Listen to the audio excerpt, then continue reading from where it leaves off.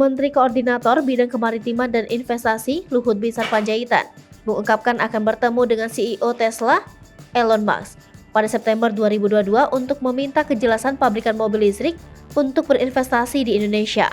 Menurut Luhut, rencana investasi dari Tesla di Indonesia masih belum menemukan kepastian, padahal Presiden Jokowi sudah menemui langsung Elon Musk. Padahal di sisi lain, pabrikan mobil listrik pesaing Tesla yang juga berasal dari Amerika Serikat, Ford, sudah mematangkan rencana pembangunan fasilitas produksinya di Indonesia. Luhut sendiri menyebut Tesla sebenarnya sudah masuk ke Indonesia, namun investasinya tidak langsung.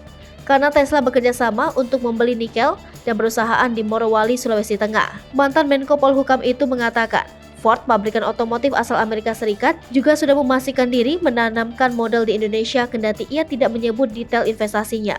Harapan pabrikan mobil listrik itu masuk ke Indonesia kembali mengemuka setelah pertemuan CEO Tesla Elon Musk dengan Presiden Jokowi pada Mei lalu. Menurut Menteri Investasi Kepala BKPM Bahlil Lahadalia, beberapa waktu lalu, minat perusahaan dan pabrikan otomotif dunia ke Indonesia untuk ikut membangun ekosistem baterai kendaraan listrik sangatlah tinggi. Investor tersebut diantaranya LG dari Korea Selatan, CATL dari China, Foxconn dari Taiwan, British Volt dari Inggris, hingga BASF dan VW dari Jerman.